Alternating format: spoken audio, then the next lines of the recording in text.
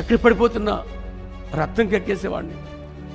ఆ యొక్క నోట్లోంచి రక్తం వస్తుంటే ఆ రక్తం ఎక్కడి నుంచి వస్తుందో తెలియదు, కానీ అబ్బాయి చచ్చిపోతుంటే నా బిడ్డ లాంటి వాళ్ళు నేను ఆ 2 చేతులు జోడించి దయం చెప్తున్నాను. ఈరోజు చాలామంది చేసే తప్పు,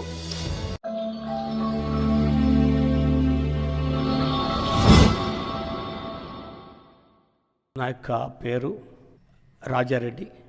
రక్షణ పొందిన తర్వాత ఇస్రాయేల్ రెడ్డి అని పేరు పెట్టడం జరిగింది. అయితే మేము రెడ్డిలు మా యొక్క జీవితంలో మారడం అనేది అంత సామాన్యమైన విషయం కాదు.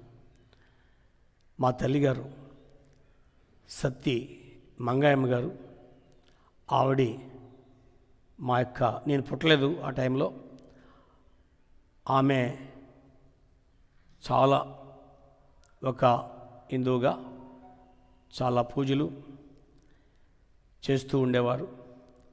అటువంటి టైంలో ముదునూరుపాడులో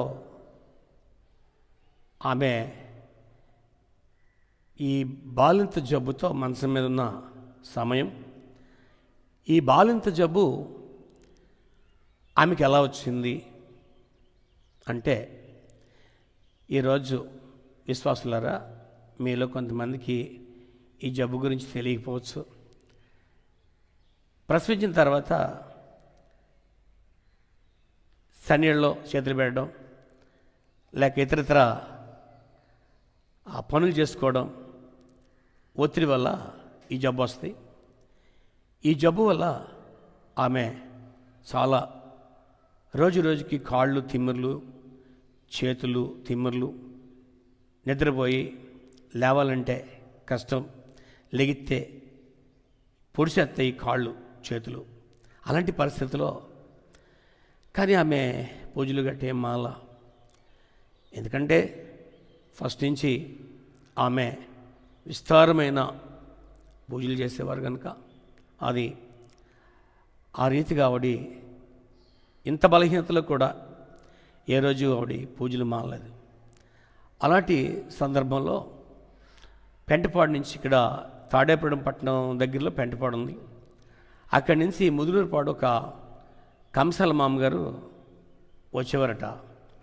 అయితే అలా వస్తున్న టైంలో, అమ్మా మంగమ్మ, నీవు యేసుప్రభు వారి యొక్క మందిరానికి వెళితే ఆ ప్రభు తగ్గిస్తారు, గొప్ప దేవుడు అని అన్నప్పుడు మా తల్లిగారు, మా దేవుడి కంటే గొప్ప దేవుడా అని అన్న సందర్భం. అయితే ఎవరైనా అలా అంటారు, ఎవరిష్టం వాళ్ళది, ఎవరి దేవుడు వాళ్ళు, ఏ మతం ఇష్టం వాళ్ళది. అయితే యేసుప్రభువాన్ని నమ్ముకోవడం అనేది కొంచెం కష్టమైన పరిస్థితి ఎవరికైనా.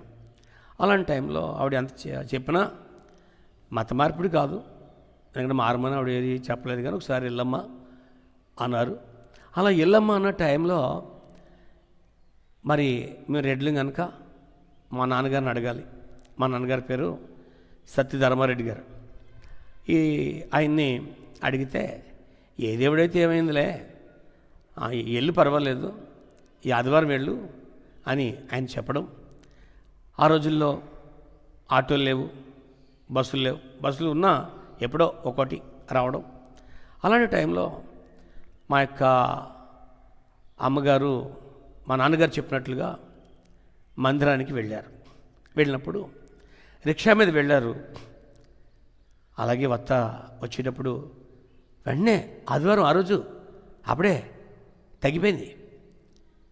అది చాలా అద్భుతం, ఎందుకంటే ఆయన అద్భుతకారుడు, ఆశ్చర్యకారుడు అని ఆవిడకి తెలిసింది. వెంటనే ఆవిడ వత్త నడిచి వచ్చారు.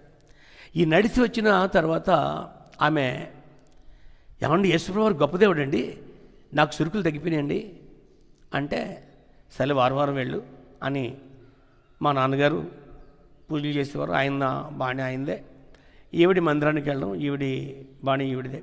ఎందుకంటే ఆ రోజుల్లో ఈ బైబిల్ గ్రంథాలు తెలవడం, లేకపోతే గ్రంథంలో అది ఉంది ఇది ఉంది ఇలాంటివి ఏమీ లేవు. మనిషి ఆనుకునేది విశ్వాసం మీద, గ్రంథంలో ఉన్న ఆ మాట మీద ఈ మాట మీద ఆనుకునే రోజులు కావయి. విశ్వాసం మీద ఆనుకునే రోజులు.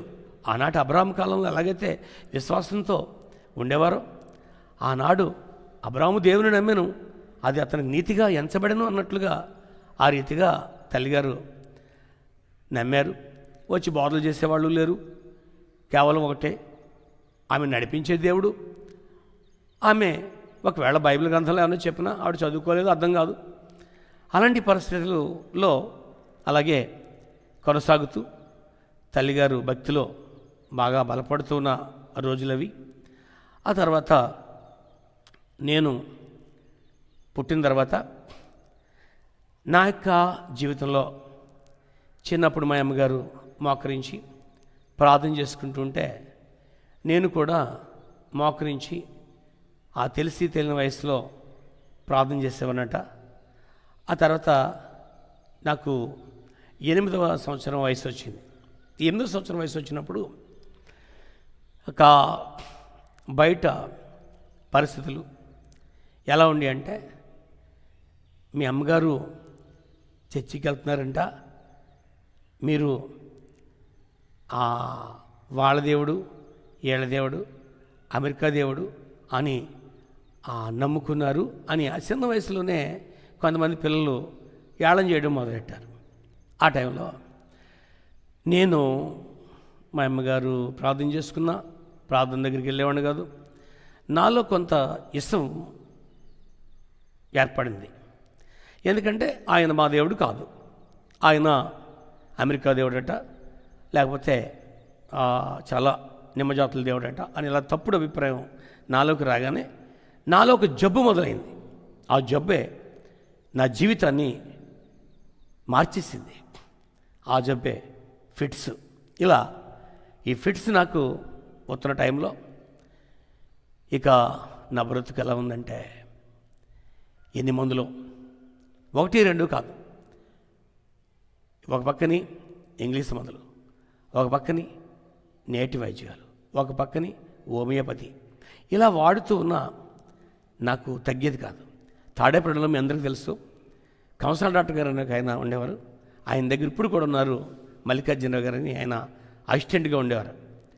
అటువంటి పరిస్థితుల్లో ఈ 3 మాసాలకు ఒకసారి హాస్పిటల్లో జాయిన్ చేస్తే కొంచెం ఇన్సూరెన్స్లో ఒక 15 రోజులు మందులు ఫుల్గా వాడి తూట్ల కింద ఈ శరీరం అంతా కూడా ఇంజక్షన్లతో ఉన్న ఈ శరీరం అలా రోజు రోజుకి నా వయసు పెరుగుతుంది, నాలో ఉన్న జబ్బు కూడా పెరిగిపోతుంది. అలాంటి పరిస్థితుల్లో నా జీవితం ఎలా ఉంటుందో తెలీదు. అలా టైంలో మా అన్నగారు ఇక్కడే కూడా వెంకటరమ సందులో కొట్టు పెట్టారు. ఆయనతో పాటు నేను కూడా ఆ కొట్లో ఉండడం జరిగేది. ఇలాగ వస్తూ ఉండేది. ఇలాగా మా అన్నగారు చనిపోయారు. నేను నాకు అప్పటికి 10వ సంవత్సరం దాటేస్తుంది. ఇక ఆ కొట్లో నేను ఉండాలి. ఒక పక్కన రోగం కొంగదీసేది. కొట్లో నేను ఉంటూ ఉన్నప్పుడు నాకంటూ ఏ టైంలో ఎక్కడ పడిపోతానో తెలీదు అన్న భయంతో మా పెద్దక్క గారు అబ్బాయి నాకు నా తోడుగా ఉండేవాడు. మా అక్క పంపించారు. తర్వాత మా చిన్నక్క గారు అబ్బాయిని కూడా పంపించారు. అలా వ్యాపారం జరుగుతూ ఉండేది. ఈ రోగం మాత్రం నాలోంచి పోయేది కాదు. అలాంటి పరిస్థితుల్లో ఎంత బాధలో కూడా ఆ రోజుల్లో నాకు చదువుకోలేదు.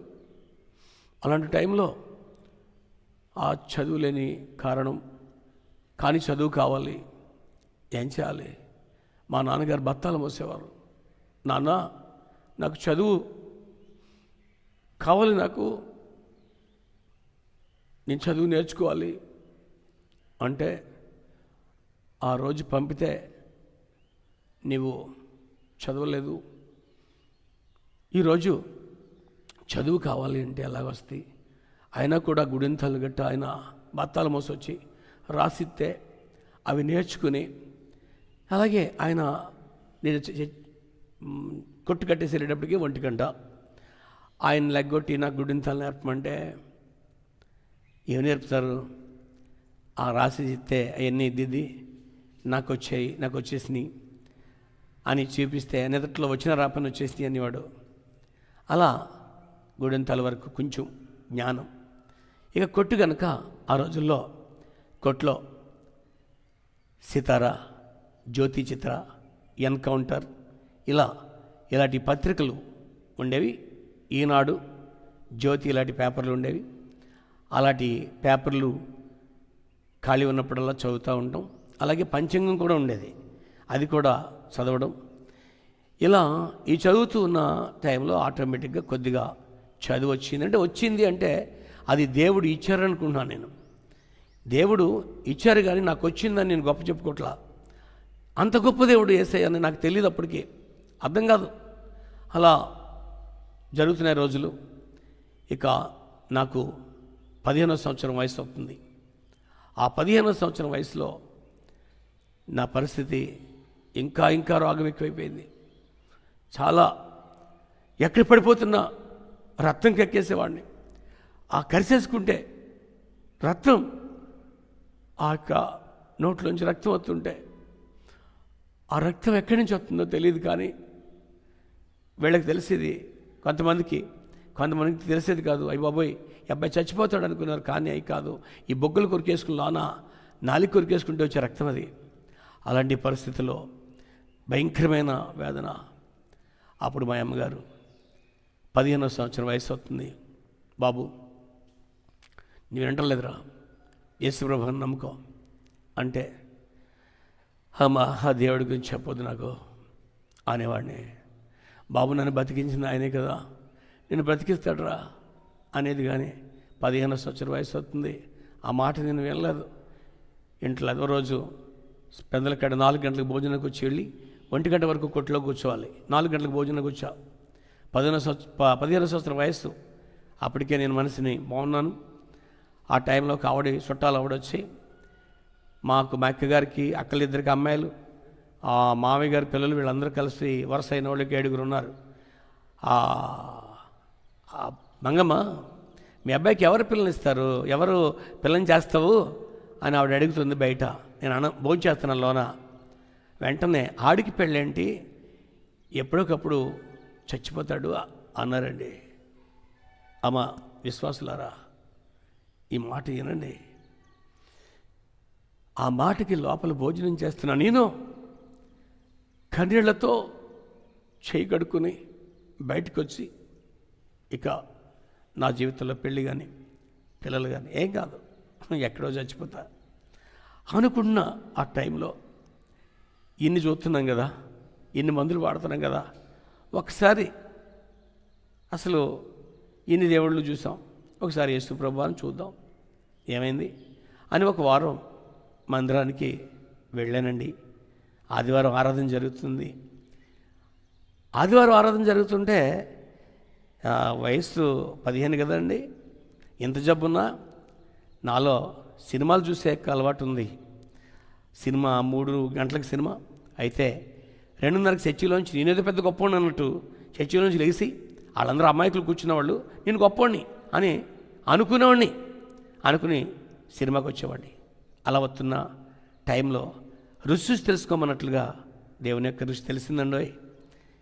నేను ఏ రోజైతే చర్చి మానేసి కొట్టి తీసేవాడినో సోడాకాయలు పేలిపోయి అర్థమైంది, అబ్బో మందిరానికి వెళ్ళకపోతే ఏదో జరుగుతుంది అని. ఈనాటి విశ్వాసులు కూడా భక్తి కంటే ఎక్కువ మందిరానికి వెళ్ళకపోతే ఏదో జరుగుతుంది అని వచ్చేవాళ్ళు ఈరోజు కూడా ఉండొచ్చు.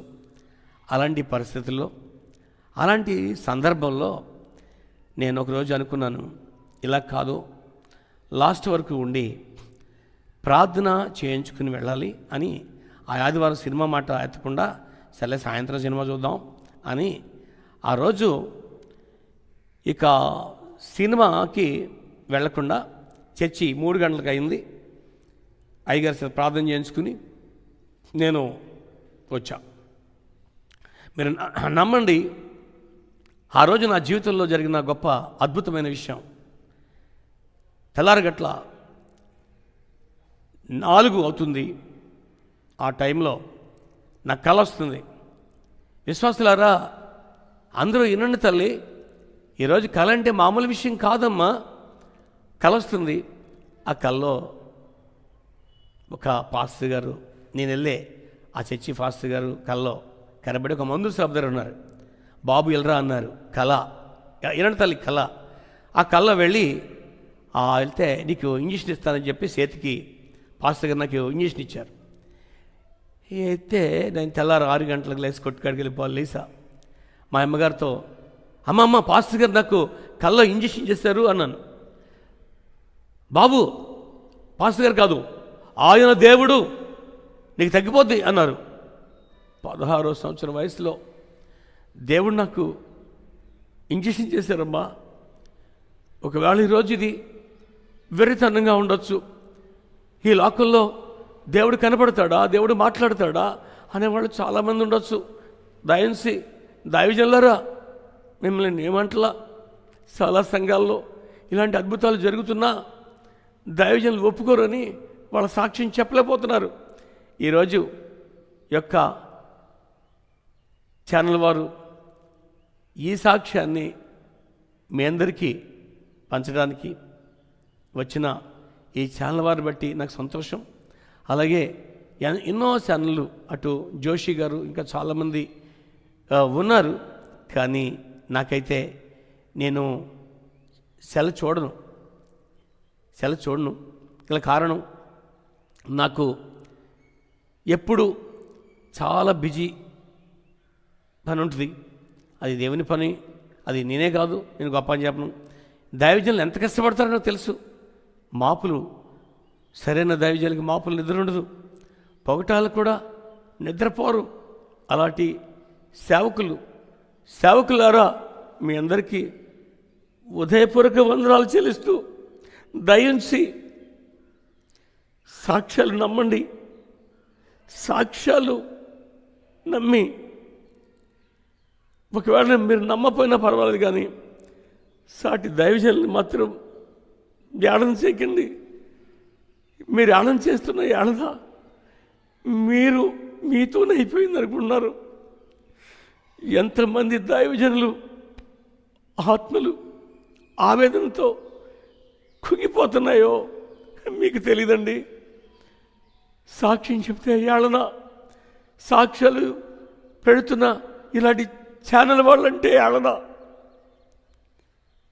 కారణం మిమ్మల్ని నేనేమంటలా, మీకు అనుభవం లేక, ఒకవేళ అనుభవం లేదంటే నువ్వు పెద్ద అనుభవవంతుడువా అని మీరేమన్నా అనొచ్చు. అన్న, నా పిల్లలే కదా మీరు, నాకంటే చిన్నవాళ్ళైతే నా బిడ్డ లాంటి వాళ్ళు. నేను ఆ 2 చేతులు జోడించి దయించి చెప్తున్నాను, సాక్ష్యాలు చెప్పేవాళ్ళని అలకొళం చేయకండి. ఎందుకంటే మీ అందరికీ తెలుసు, ఈ ఏప్రిల్కి రాసిన లెటర్లో పౌలు గారు అంటారు కదా, ఇంత గొప్ప సాక్ష్య సమూహం మేఘం వలె ఆవరించినందున మరి మనమైతే సులువుగా సిక్కుల్లో పెట్టే పాపమును విడిచిపెట్టి విశ్వాసమును కర్తైన దాన్ని కొనసాగించే వాని వైపు చూస్తూ మన ఎదుట ఉంచబడిన పందెములో ఓపికగా పరిగెత్తాలని పౌలు గారు ఏప్రిల్కి రాసిన లెటర్లో రాశారు.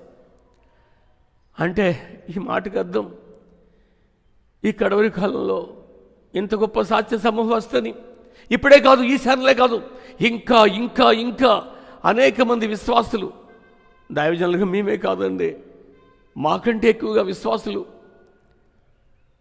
దైవజనులారా మనమే కాదు, మనకంటే ఎక్కువ విశ్వాసులు, దేవుడు వాళ్ళకి కనబడి వాళ్ళతో మాట్లాడి వాళ్ళతో అనేక విషయాలు చెప్పినప్పుడు, ఇలాంటి ఛానల్లో చెప్పడానికి వాళ్ళు ఏమైనా సాక్ష్యాలు చెప్తే కేవలం 25 మాత్రమే చెప్తున్నారు, 25% చెప్తున్నారు.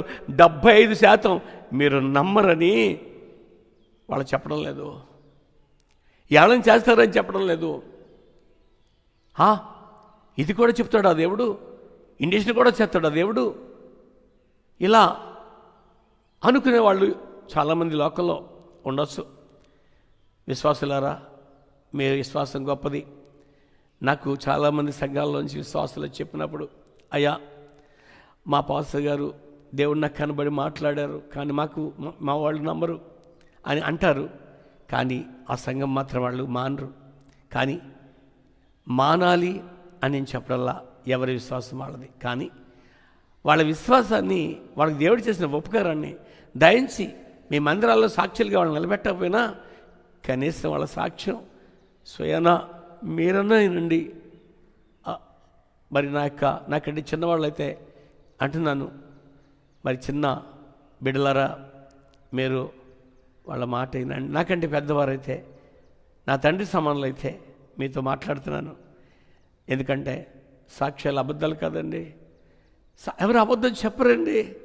అబద్ధం చెప్తే దేవుని శిక్షకు పాత్రులవుతారండి. ఎందుకు చెప్తారండి అబద్ధాలు? నిజాన్నే చెప్పలేకపోతున్నాం మేము. 25% చెప్తున్నాం, 75% చెప్పలేకపోతున్నాం. ఎందుకంటే ఇది నిజమా? దేవుడు కల్లో కనబడి పలానా బిళ్ళ వేసుకోమన్నాడా, పలానా మందులు వేసుకోమన్నాడా అని అనేవాళ్ళు ఉంటారు. మరి ఇంకోటి మీకు చెప్తున్నాను, నాకు కల్లో ఇండిషన్ చేసినా, నా ఫిట్స్ తగ్గినా ఏ రోజు కూడా డాక్టర్లు కించపరచడం కానీ, ఒకవేళ నాకు బాగు చేసిన దేవుడు మీకెందుకు బాగు చేయడు అని అనడం కానీ ఇంతవరకు నా జీవితంలో లేదు. ఎందుకంటే అందరినీ బాగు చేస్తాడు అని అనుకోవడం కాదు. ఆయనకి ఇష్టం, ఆయన చిత్తం జరుగుద్ది. కానీ మీ చిత్తం, నా చిత్తం ఏం జరుగుద్ది తల్లి? ఆలోచించండి అమ్మా. ఈరోజు మీ అందరికీ ఒకటే మాట చెప్తున్నాను, దేవుడు ఇంజక్షన్ ఇస్తారు, ఆపరేషను కల్లో చేస్తారు, చేయించుకోమని చెప్తారు. ఈ డాక్టర్లు ఎవరి కోసం? మన కోసం. ఈ మందులు ఎవరి కోసం? మన కోసం. ఇలా ఇవన్నీ కూడా దేవుడు మన కోసమే ఇచ్చారు కదా. ఈరోజు చాలామంది చేసే తప్పు, నన్ను కూడా చాలామంది అన్న సందర్భాలు ఉన్నాయి. నన్ను మా ఇంట్లో వాళ్ళే, బంధువులు, ఆ గొర్రెల్లో నువ్వు కలిసిపోయావా అని అడిగినప్పుడు చాలా చాలా బాధేసింది. ఒక పక్కన సంతోషమైంది. బాధ ఎందుకంటే వాళ్ళకి అర్థం అవ్వలేదని బాధ. సంతోషం ఎందుకంటే అసలు గొర్రెపిల్ల అనే బిరుదు ఎవరికి వస్తుందండి? ఎవరికి వస్తే? ఈరోజు దైవజనులారా, గొర్రెపిల్ల అంటే మీకేంటి నష్టం? సంఘంలో గొర్రెపిల్లలు అంటే ఏంటి నష్టం? ఎందుకు మీరు వాళ్ళు తిరిగి మళ్ళీ మాట్లాంటారు? అనక్కలా. గొర్రెపిల్ల అనేది మనకొక బిరుదు. రెవరెంట్ కంటే, బిషప్ కంటే, పాస్టర్ అనిపించుకోవడం కంటే గొర్రెపిల్ల అనిపించుకోవడం ఎంత సంతోషం తెలుసా? మీరందరూ ఈ సాక్షి వింటూ గొర్రెపిల్ల అని ఎంతమంది అంటారో అంతగా నన్ను పొగుడుతున్నట్లు లెక్క. నేను అప్పుడే ఆనందిస్తాను. కారణం, గొర్రెపిల్ల ఎక్కడుంది ఏంటి అని ఎదట వాళ్ళని ఏమీ అనొద్దు. గొర్రెపిల్ల అన్నప్పుడు ఆనందపడండి. ఎందుకంటే ఆ బిరుదు మనవాళ్ళు చెప్పుకుంటాం, మనం గొర్రెలు లాంటి వాళ్ళం, గొర్రెపిల్ల లాంటి వాళ్ళం. అది ఒక స్వభావం. గొర్రెపిల్ల అంటే స్వభావం. ఆ స్వభావం మనకి ఉన్న స్వభావాన్ని మనవాళ్ళు చెప్పుకుంటే గొప్ప కాదు. బయటోళ్ళు వీళ్ళు గొర్రెపిల్లలు అంటే ఆ బిరుదు బయటోళ్ళ ద్వారా పొందడం ఎంత అదృష్టం అనుకుంటున్నారు? ఒక భక్తుడు ఒకసారి ఒక పాట పాడుతున్నారు. ఆ పాటలో నన్ను గొర్రెపిల్ల అన్నందుకు నీకు స్తోత్రాలు ప్రభు అన్నాడు భక్తుడు. అంటే గొర్రెపిల్ల అంటే ఎంత మంచి మాట. అది చెడ్డ మాటగా మీరు ఎందుకు తీసుకుంటున్నారు? ఆయన కొన్ని సందర్భాల్లో గొర్రెపిల్లగా ఉన్నాడు. ఆయన వధించబడిన గొర్రెపిల్లగా ఉన్నాడు. కొన్ని సందర్భాల్లో ఆయన మేపే గొర్రెలు మనం అని చెబుతున్నాడు. ఇదిగో గొర్రెలపో ద్వారం నేనే అంటున్నాడు. అయితే నేను సాక్ష్యంలో ఉన్నాను కనుక, సాక్ష్యం చెప్తున్నాను కనుక నేను ప్రసంగంలోకి వెళ్ళలేదు. దేవుని పిల్లారా, దేవుడు కనబడతాడు, మాట్లాడతాడు, ఇది ఎక్కడుంది అని విమర్శించేవాళ్ళు ఉండొచ్చు. కానీ ఎందరు విమర్శించినా, ఎందరు ఏమన్నా ఇది నిజం. నేను ఒకవేళ వెళ్ళాను మందిరానికి, నన్నెవరు బలవంతంగా తీసుకెళ్ళలేదే, నన్నెవరు బలవంతంగా మతం మార్చలేదే. బలవంతంగా మతం మార్చడానికి నేనేమన్నా అమాయకున్నా? నేనేమన్నా చిన్నపిల్లన్నా? కూర్చోబెట్టడానికి నా బాధలను కూర్చోబెట్టింది, నా సమస్యలను కూర్చోబెట్టింది. నాలాగే ప్రతి వాళ్ళ సమస్యలు కూర్చోబెడతాయి. ఎవరండి బలవంతంగా దేవుళ్ళలోకి వచ్చేవాళ్ళు?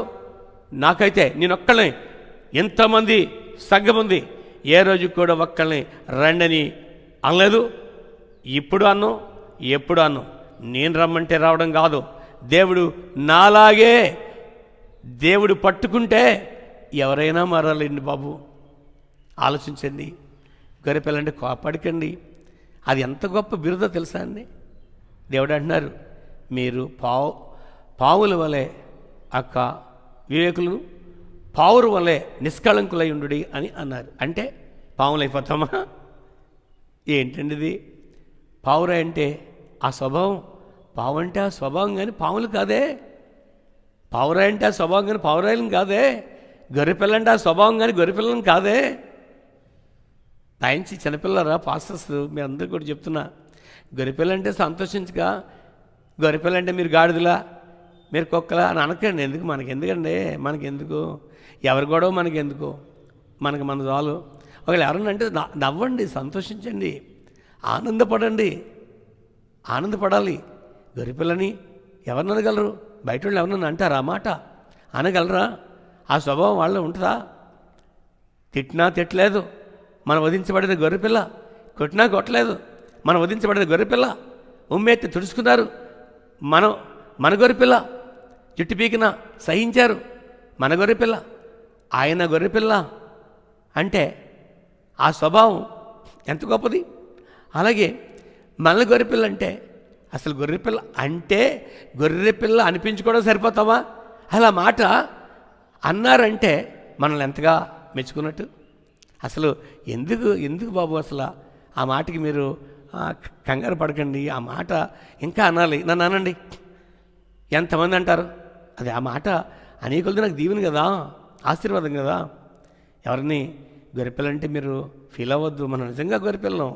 ఎందుకంటే మన స్వభావం వేరు. అంటే నిజంగా గొర్రెపిల్లని పెట్టుకోవచ్చు. మీరు గొర్రెపిల్ల అంటే స్వభావం, మళ్ళీ చెప్తాను మీకు, స్వభావం. ఇప్పుడు బయట కొన్ని పేర్లు పెట్టుకున్నప్పుడు నాగేంద్ర అని అలా పెడతారు. అప్పుడు పాముల, శునకంటే కుక్క, శునకారం అంటే కుక్క, ఇలా కాదు, తప్పది. ఎవరు ఆ స్వభావాలు అక్కడ కొన్ని స్వభావాలు రకరకాలుగా ఉంటాయి. మనం పాము అనిపించుకుంటే కరుతుంది, స్వభావం మంచిది కాదు. గొర్రెపిల్ల స్వభావం మంచిది, చాలా మంచిది. గొర్రెపిల్లనే బిరుదిచ్చారంటే ఎంతగానో ఆనందించండి. మరి అయితే అలా జరుగుతున్న ఆ రోజుల్లో నాకు 16వ సంవత్సరంలో దేవుడు ఇండిషన్ ఇచ్చారు. ఇక 17, 18 వస్తున్నాయి. 18 సంవత్సరం వస్తుంది. నాకు ఫిట్స్ లేదు. ఫిట్స్ రాలా. బలంగా ఉన్నాను. ఇలాగా సంబంధాలు వచ్చేస్తున్నాయి. పెళ్లి సంబంధాలు వస్తూ ఉంటే మా యొక్క తల్లిగారికి దేవుడిని నమ్ముకున్న కొందరికి యాపకాయ అంతా ఎర్రొంటది. ఏనండి విశ్వాసులారా, మీ అందరికీ చెప్తున్నాను, ఇప్పుడు కూడా మీకు ఉండొచ్చేమో నాకు తెలియదు, కానీ జాతకాలు, సోదులు చెప్పుకోవడాలు, ప్రశ్నలు, మంచి రోజులు చెడ్డ రోజులు, అలా అది మంచి రోజులు చెడ్డ రోజులు తప్పేం చెప్పను. ఎందుకంటే అందరూ బయట వాళ్ళందరూ మంచి రోజులు తీసుకురాకపోతే వాళ్ళు విమర్శించారు అని వాళ్ళ కోసం ఏదో అంటారని వాళ్ళ మనం కలిసిపోవట్లేదు, తప్పది. అలాగే నాకు ఆ రోజుల్లో నాకు తెలిసినంతవరకు ఈ పంచంగం ఉండేది నా దగ్గర. 17 వస్తుంది, సంబంధాలు వస్తున్నాయి. ఆ పంచంగం నా జాతకం గొప్పది. అయితే పంచంగం దగ్గర చూసుకునే వాడిని, ఎందుకంటే చక్కని జాతకం. అలాంటి జాతకంలో నేను ఇంకా అప్పుడు జాతకాలు నమ్మేవాడిని.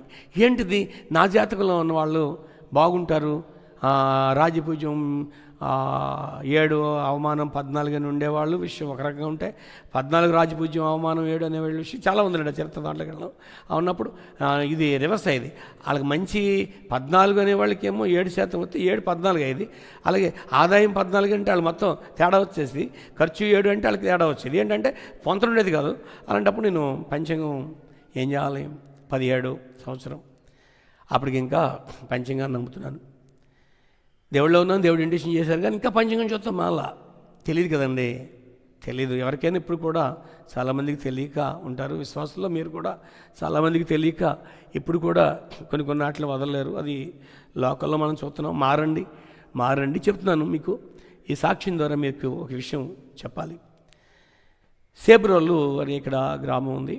ఆ రోజుల్లో మా అమ్మగారు సేబ్రోల్లో ఒక ఆయన ఏదో చెప్తారు అంటే మా అమ్మగారు, ఇప్పుడు నా భార్య తల్లిగారు, అలాగే మా పెద్దక్క గారు, వారి ముగ్గురు ఆ సేబ్రోలు వెళ్ళారు. అతను అన్నారు, మీ అబ్బాయిలో ఒక అబ్బాయికి రెండో పెళ్ళి అవుద్ది అన్నారు. అయ్య బాబోయ్ అనుకుని, ఎవరున్నారు? మా పెద్ద అన్నయ్యకి పెళ్ళైపోయింది, మా రెండో అన్నయ్యకి పెళ్ళైపోయింది, మా మూడో అన్నయ్య చనిపోయాడు, ఇంకా నేను. సర్లే, అప్పుడు అనుకున్నారు పెళ్ళవగానే ఈ చిన్నోడికి పెళ్ళవగానే మా చిన్న అబ్బాయికి వాళ్ళని కూడా, మా అక్కళ్ళని కూడా, మా తమ్ముడికి పెళ్ళవగానే వచ్చిన ఆవిడ చచ్చిపోద్ది అని వాళ్ళు వెళ్ళిన ఆయన చెప్పిన మాటలను బట్టి వాళ్ళు అనుకున్నారు. వెళ్ళింది ఎవరు? ఇప్పుడు మాకు మా అత్తగారు, అప్పుడు అత్తగారు కాదు ఇంకా, తర్వాత మా అక్క, మా అమ్మగారు. మా అక్కగారు ఫోన్ చేశారు. ఫోన్లో మా పెద్దక్క గారు చిన్న గారికి చెప్పారు, మీ అమ్మాయినివ్వకు, మా అమ్మాయినివ్వకు, ఎందుకంటే చచ్చిపోతారు వీళ్ళు అన్నారు. సర్లే, అప్పుడు మా అత్తయ్య గారు అలాంటి నమ్మరు, వెళ్ళారు కానీ నమ్మరు. అప్పట్లోనే ఆవిడ చాలా తెలివైన ఆవిడ నమ్మకుండా వాళ్ళ అమ్మాయిని నాకు ఇచ్చారు. అప్పుడు మా అక్కళ్ళు చచ్చిపోద్ది, ఈ బతకది ఈవిడి ఆయన చెప్పాడు కదా అనుకున్నారు. చచ్చిపోవడం అలా ఉంచండి, ఇప్పుడు చచ్చిపోలేదు సరి కదా, ఇప్పుడు కూడా సజీవురాలుగా ఉంది మా ఆవిడ. అయితే ఇలా ఉంటాయండి జాతకాలు. అయితే అప్పుడు మీకు ఇంకా కొన్ని విషయాలు చెప్పాలి, వెనక్కి వెళ్తాను. నాకు 17, ఆ 17 నుంచి 18, అప్పుడు ఈవిడ పెళ్లి చేశారు మా అత్తయ్య గారు వాళ్ళ అమ్మాయిని, వాళ్ళ పెద్ద అమ్మాయిని. తర్వాత చక్కగా ఇప్పుడు నాకు పెళ్ళే అవ్వదు అని మా అమ్మగారు ఒకసారి అన్నారు. ఎందుకని? ఫిట్స్తో చచ్చిపోతానని. ఏమండి, దేవుడు ఎంత గొప్ప దేవుడు అండి, సజీవుడిగా ఉన్నానండి ఈరోజు. 60వ సంవత్సరం నాకు. 15లో నన్ను కప్పేటది కాదు, గడ్డి మొలవాలి ఇప్పటికి, కానీ సజీవుడిగా ఉన్నాను, మీ ముందు ఉన్నాను.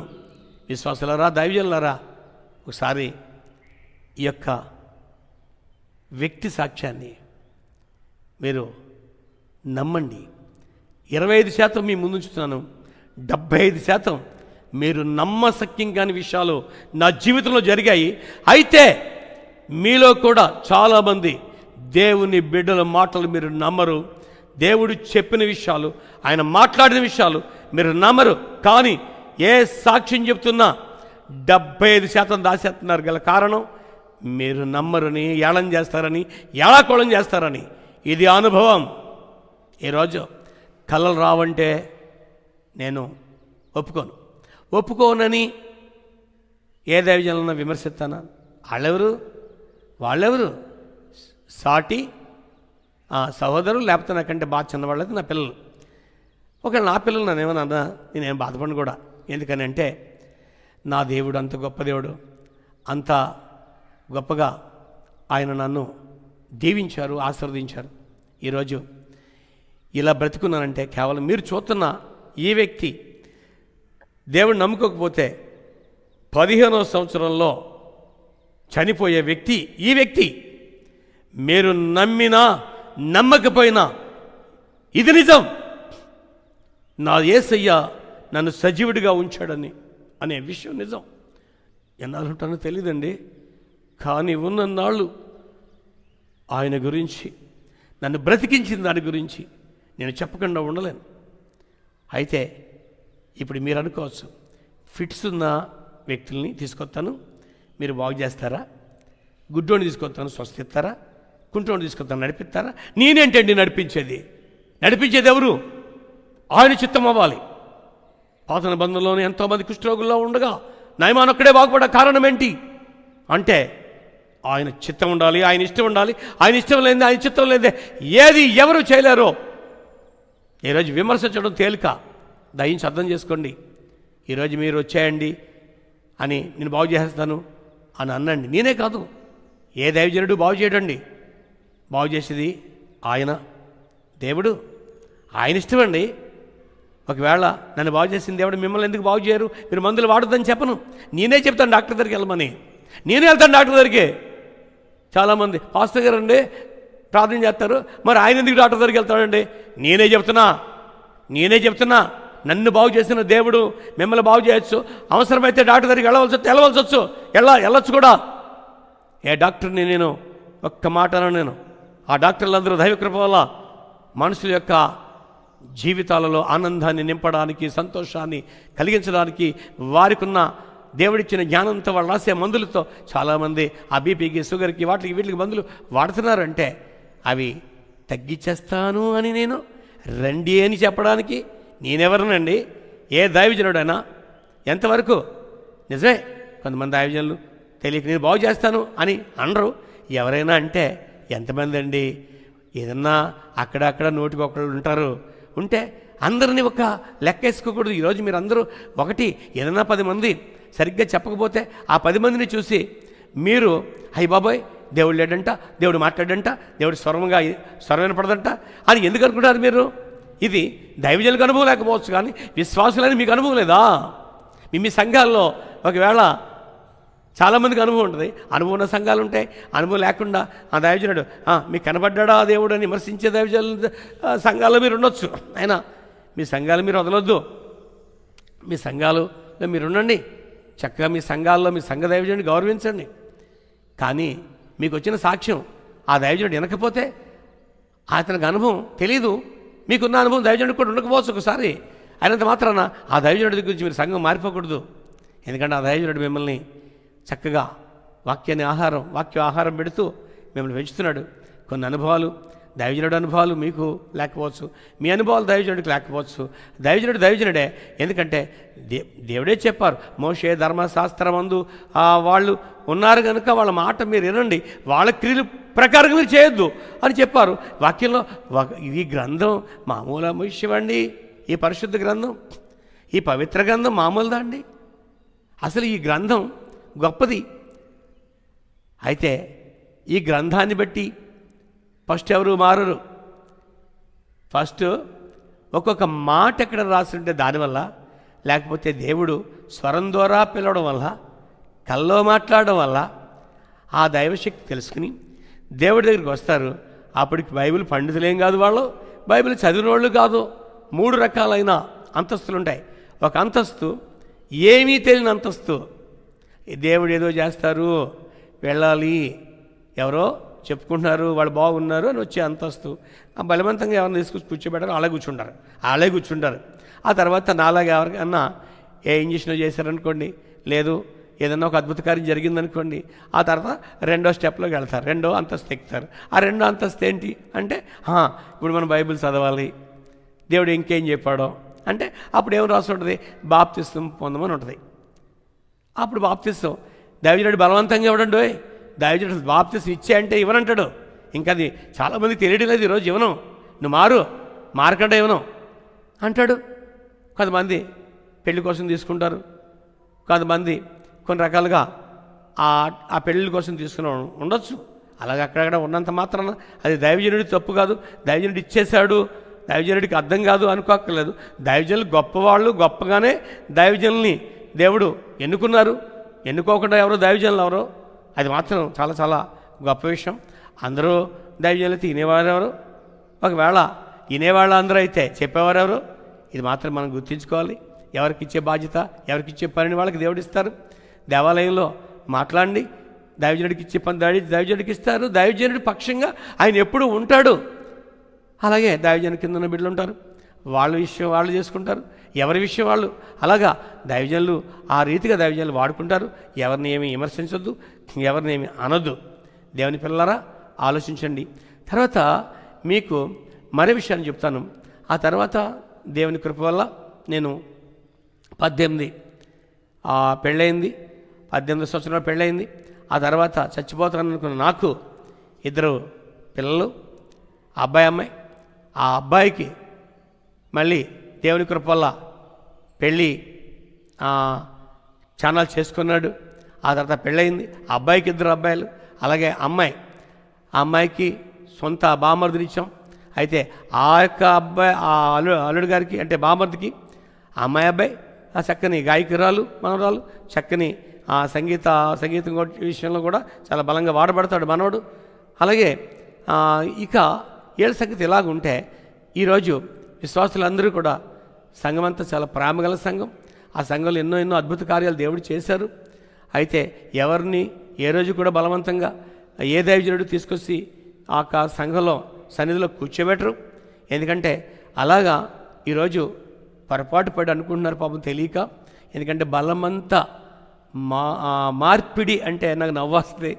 ఏంటండి ఇది, ఈ గొడవ ఏంటండి బాబు? క్రైస్తవులకి అందరినీ ప్రేమించండి, అందరినీ ప్రేమించండి, బలవంతంగా మార్చరండి.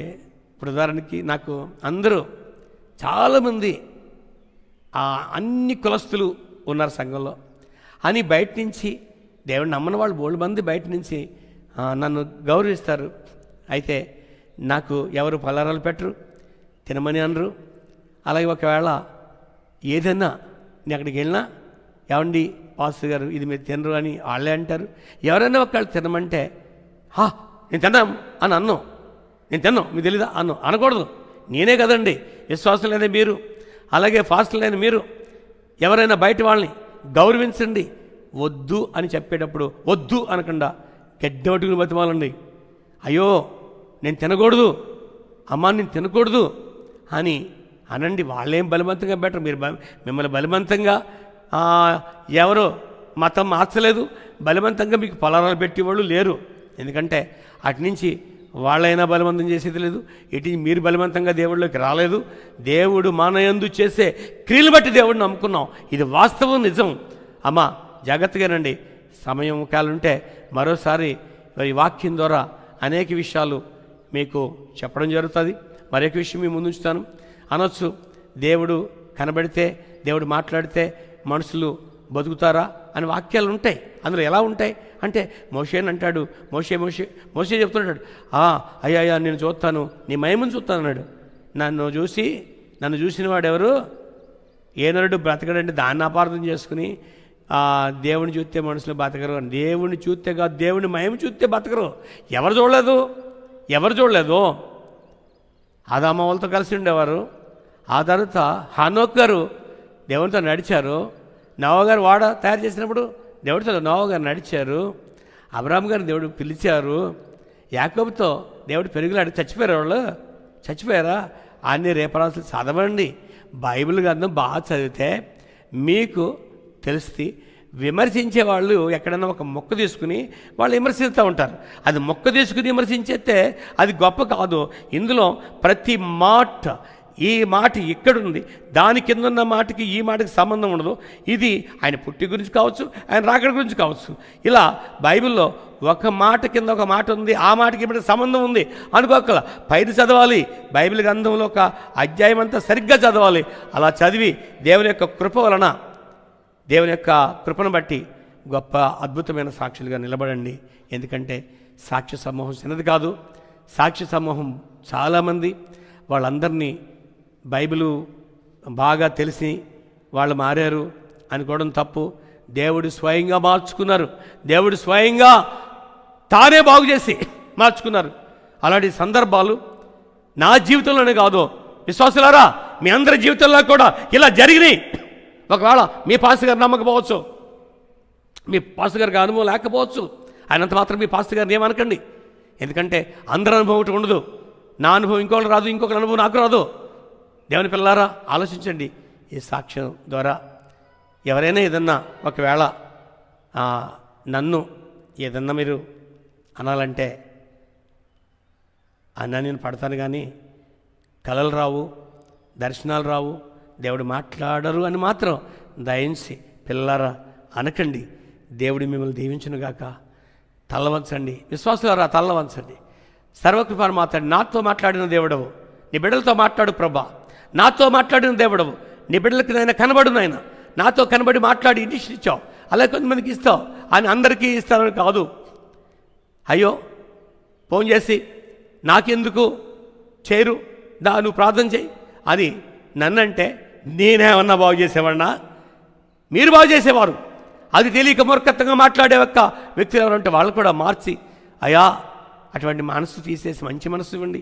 దేవానికి స్తోత్రాలు. ఇదిగోనైనా ఈ యొక్క తండ్రి సమయం ముందు చూస్తున్న దైవజనులు, చూస్తున్న విశ్వాసులు పేరు చెప్పున వారి కుటుంబాలందరి కొరకు ప్రార్థన చేస్తూ, వారికంటే చాలా చాలా చిన్నవాణ్ణి, చాలా చాలా నేను ఈ చూస్తున్న బిడ్డలందరికంటే చాలా తక్కువ వాడిను. నన్ను ఈ రీతిగా నిలబెట్టిన నీకే మహిమ, నీకే ఘనత, నీకే నీ యొక్క పాదాలకి నా హృదయపూర్వక స్తుతులు చెల్లిస్తూ నజరేయుడైన యేసు నామమున ఈ సాక్ష్యం ఇంటున్న బిడ్డలందరూ దీవించమని వేడుకొనుచున్నాను తండ్రి. ఆమేన్. అమ్మా, అందరికీ మరణాత.